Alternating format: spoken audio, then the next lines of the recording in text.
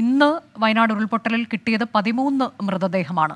4 ശരീരഭാഗങ്ങളും കണ്ടെത്തി. 300ഓളം പേരെക്കുറിച്ച് വിവരമില്ലെന്നാണ് പോലീസ് അറിയിച്ചത്.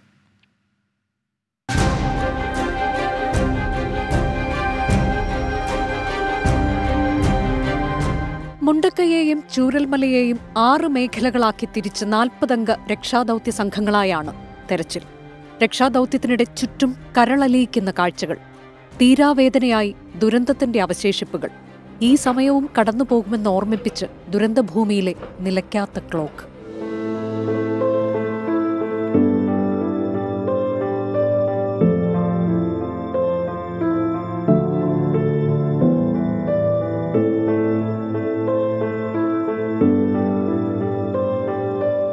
പുഞ്ചിരിമട്ടത്ത് നിന്നൊലിച്ചിറങ്ങിയ ഉരുൾ 300-ലധികം പേരുടെ ജീവനാണ് കവർന്നത്. 49 കുട്ടികൾ ദുരന്തത്തിനിരയായെന്ന് വിദ്യാഭ്യാസ മന്ത്രി വി ശിവൻകുട്ടി. ഇപ്പോൾ കിട്ടിയിട്ടുള്ള റിപ്പോർട്ട് അനുസരിച്ചാണെങ്കിൽ 49 കുട്ടികൾ മരണപ്പെടുകയോ കാണാതാവുകയോ ചെയ്തിട്ടുണ്ട്. പടവെട്ടിക്കുന്നിൽ ഒറ്റപ്പെട്ട കുടുംബത്തെ ഫയർ ആൻഡ് റെസ്ക്യൂ രക്ഷപ്പെടുത്തി. ജോൺ, ജോമോൾ ദമ്പതികളെയും മക്കളെയുമാണ് രക്ഷപ്പെടുത്തിയത്.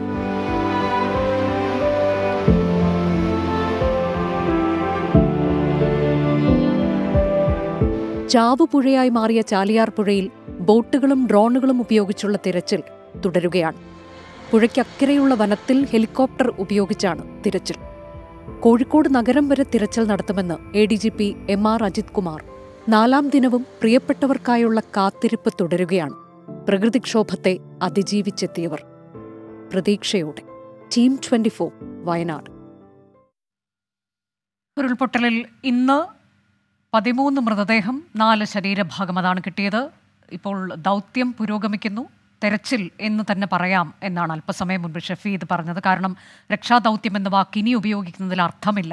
വേദനയോടെയാണെങ്കിലും ഈ യാഥാർത്ഥ്യം നമ്മൾ അംഗീകരിച്ചേ മതിയാകും.